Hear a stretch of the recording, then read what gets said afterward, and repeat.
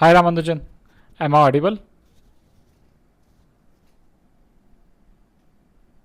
Namaste. Yes, you are perfectly audible. How can I help you with mathematics today? Ramanuj, can you teach me about linear equations in two variables?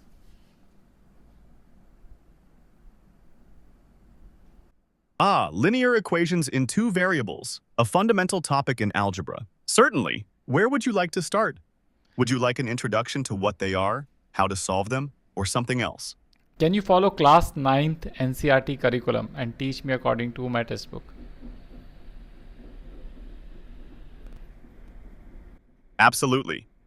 Very well. In your textbook, the chapter on linear equations in two variables typically starts with revisiting linear equations in one variable, right? Do you recall what a linear equation in one variable looks like? Perhaps you can give me an example?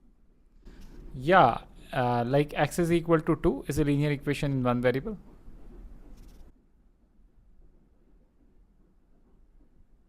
Precisely. Now, can you identify what makes it linear? What is the highest power of the variable x in that equation? It's 1. Exactly. The highest power of the variable is 1. Now, let's extend this idea. What do you think a linear equation in two variables might look like? Can you make a guess? I What think would change? I think there would be two variables into it.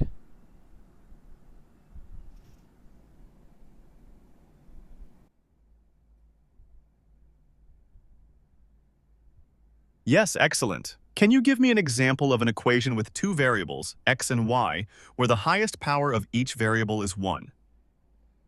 X plus 2y is equal to 3.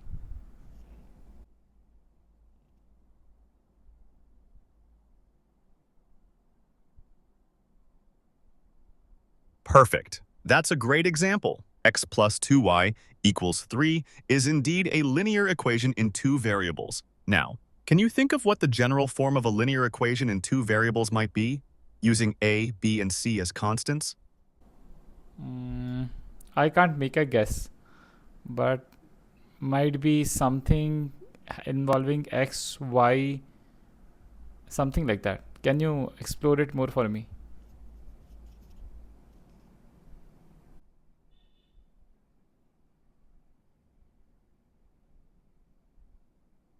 You're on the right track. It will indeed involve x, y, and some constants. The general form is x plus by equals c, where a, b, and c are real numbers, and a and b are not both 0. Does that make sense? Yeah, it makes sense. Great. Now, why do you think it is important that a and b are not both 0? What would happen to the equation if both a and b were 0? Mm, in that case, c will be equal to 0.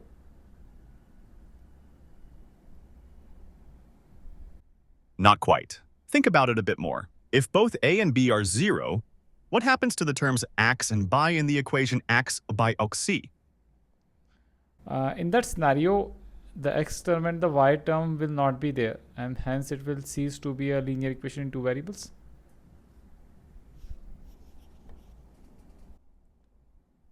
Exactly. If a and b are both 0, the equation becomes 0 equals c. This is no longer an equation with two variables. It's just a statement about the constant c.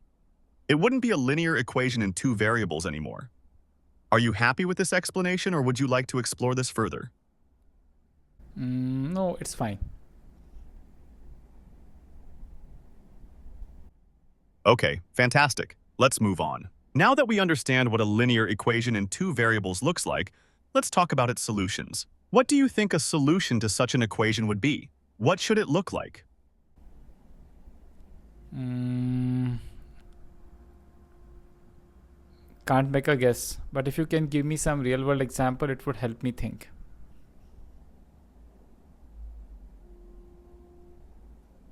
Okay, consider this. If x represents the number of apples you buy, and y represents the number of bananas, and the equation x plus y equals 5 represents the total number of fruits you bought, what values of x and y would satisfy this equation? In other words, how many apples and bananas could you buy to have a total of 5 fruits?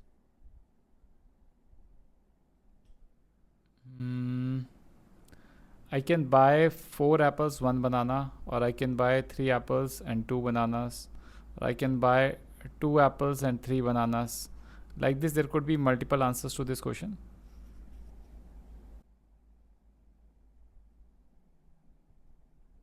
Exactly.